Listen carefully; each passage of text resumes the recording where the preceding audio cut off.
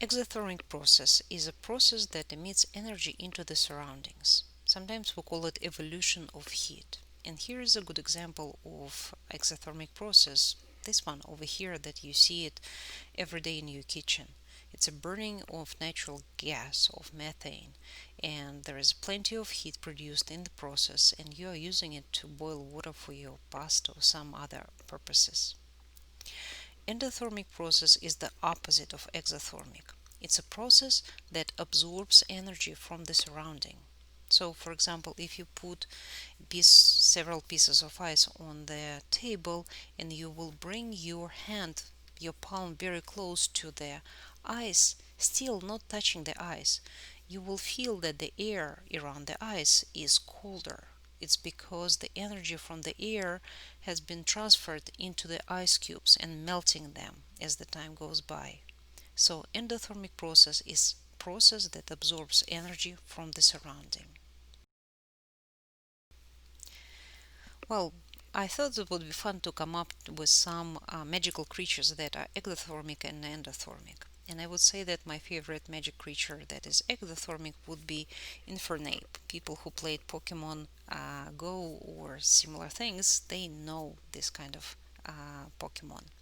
He constantly produces a lot of heat. His head, as you can see, on fire, and heat is constantly emanating from it. So this is the magic creature that is exothermic. But then I was thinking about endothermic creatures, and immediately what came to my mind was a Dementor from the Harry Potter. If you read the Harry Potter, if you remember the description of the Dementor, whenever Dementor is around, the air becomes cold. Everybody feels miserable, and what is important, everybody feels cold. The temperature drops immediately. So apparently, Dementor is very endothermic.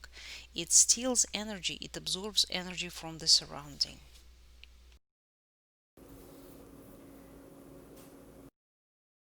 Exothermic and endothermic process in the chemical reaction on paper. Well, in the exothermic process, heat is coming out, so it's part of the product. So you can see the word heat on the right side of this equation because it is a product of the reaction, a lot of heat coming out of it. If we're talking about an endothermic process, like over here, melting of solid ice, the heat is part of the reactants. Heat is needed for the solid water to be absorbed, then after absorbing that heat, it will become a liquid water. So you can see the word heat on the left. Okay, let's see. If we talk about solid melting and becoming a liquid, do you think it would be exo or endothermic process? And when liquid boils or evaporates and becomes a gas, would it be exo or endothermic process? Okay, solid versus liquid versus gas. Solid would be the substance with the least amount of energy. Liquid has more energy than that, and gas has the highest amount of energy. So, for solid to become a liquid, it needs to absorb energy from the surrounding to finally melt and then become a liquid. So, melting would be endothermic process as well as boiling. For a liquid to become a gas, we have to put in energy.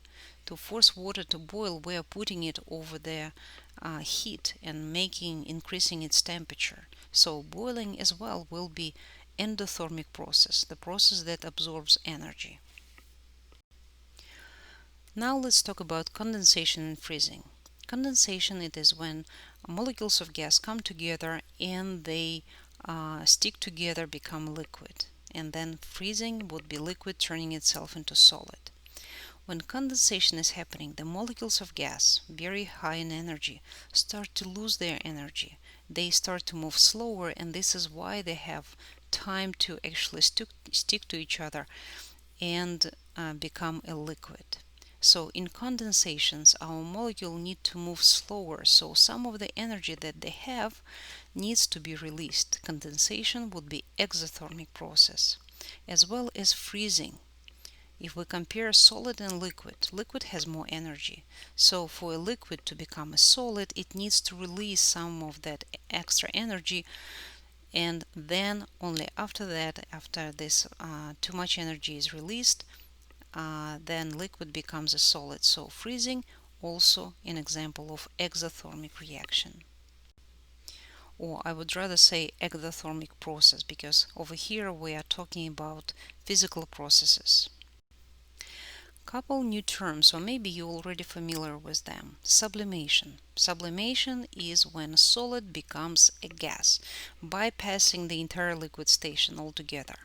You might have seen carbon dioxide, the dry ice, subliming right in front of you. You know, sometimes it's a block of ice and it's becoming this gas right in front of your eyes. It's carbon dioxide being frozen, and it sublimes into the gaseous form of carbon dioxide right in front of your eyes, not ever becoming a liquid.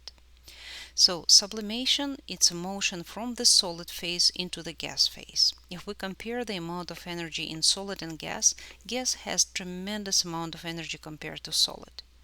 So to get from solid to gas, a lot of energy needs to be absorbed from the surroundings. So the sublimation would be endothermic process that takes energy in. And the opposite of sublimation would be deposition. Deposition is when gas is turned into a solid without ever being a liquid. So once again, we're going from the physical state that has huge amount of energy, gas, into something that has significantly less amount of energy, solid. To get to perform this feat, the energy needs to be released, otherwise our gas would not become a solid. So deposition would be exothermic process that would release energy into the surrounding.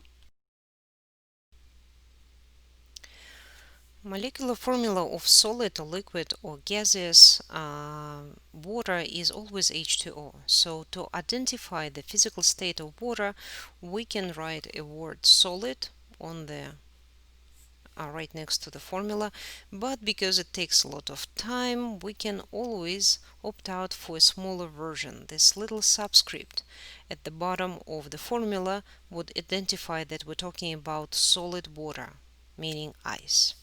And over here, a small subscript of letter L indicates that we're talking about liquid water. And the letter G indicates that we're talking about water in its gaseous state, in the water vapor. That is true not only for water, but it's pretty much for anything. Whenever we need to indicate the physical state of any compound, we can use a subscript right after the formula to indicate if we're talking about gas or liquid or solid physical state of that particular compound. And here's a couple of problems for you to ponder upon, so stop the video, think about them, figure out your answer, and then compare to mine.